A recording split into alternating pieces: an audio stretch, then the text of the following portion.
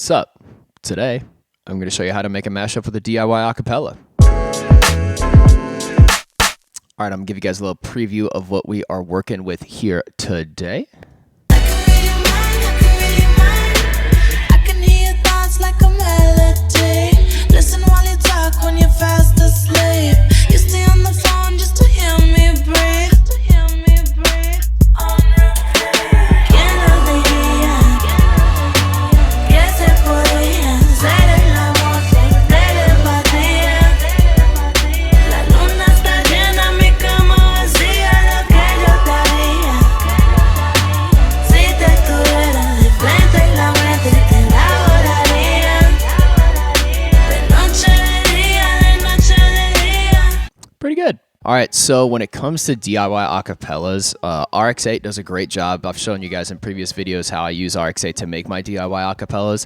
The only problem right now is when you're dealing with acapella that you made a DIY of that had a lot of like mid or treble in the original song, it adds a lot of resonance. So we need to get rid of that. So there's a couple ways I get rid of resonance. So the first one is just by cutting up all the empty space where there isn't acapellas or there isn't the vocalist going on, like they're not singing or anything like that. So you can see here I have all these little chops in the track. So all these little cuts and stuff in the acapella with the fades that I've done, you can just go through, hit Command E on all those sections if you need like a key bind to delete stuff. So if you hit Command E, it like chops it up and you can delete those sections. And then once I have all of that done, I actually go back and I put a delay in and out. So I like automate it, keep turning it on and off, just so I have that dead space filled up with the acapella that would be there. So you can hear, I'll slow this. So I have a delay going, just really short, really small feedback, small, dry, wet. I increase the feedback at the end just to have a longer delay, but that's it. Que se podía hacer el amor por telepatía. So you guys can hear it there. I use that to fill out that space, which is really beneficial. So if you're using a DIY, make sure you chop it up and then use a delay to fill that dead space.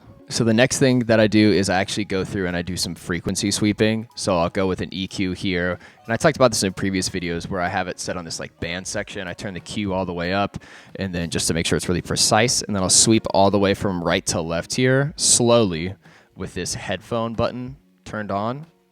And then I'll listen for something that kind of sounds like a dying whale. So if it sounds bad, then you just want to like drop the gain on it and reduce that frequency because that's where that resonance is coming from and that sounds really bad. You don't want that. So as you can see here, I found two dying whales. So I have the first band here at about 726 hertz. That one was really harsh, so I dropped it down. And then at around 370 hertz, I did a little bit of a dip as well. And then this is actually the biggest takeaway I want you guys to get from this is I actually have a second EQ going on here. There was a really harsh frequency here later on the bridge that just had to go. It sounded terrible. So I'll play it without this EQ and with it so you guys can hear the difference. You know that I can see right through you. You can hear it. There's just like that ringing and it sounds absolutely terrible. So, I mean, I ducked it all the way down. It did a good job of reducing it. It's not totally gone, but it definitely sounds a lot better. You know that I can see right through you. So it's a lot more manageable. So the big takeaway here is that when you're working with DIY acapellas and you're making a mashup, don't just settle for like one broad stroke sort of solution. Have like 2 or even 3 EQs and then automate them in and out depending on what is needed. You know, a lot of times people do these like broad stroke things. They'll just put like one effect on there and they think it's done.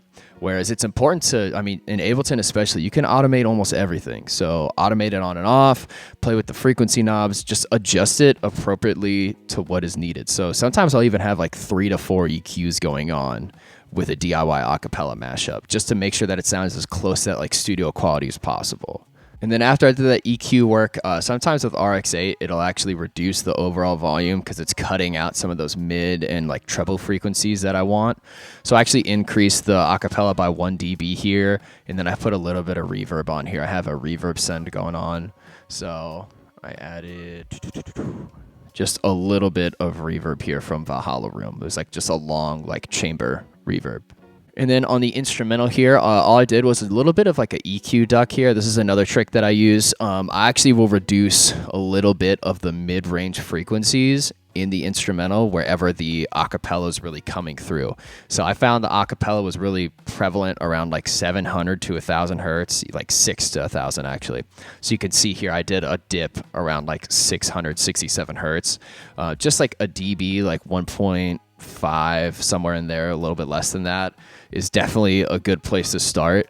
And then I actually dropped the instrumental a little bit because I just thought it needed it. It was coming in like really, really hot. So, and then lastly down here, this is just a sidechain click. So I'm sidechaining the reverb here.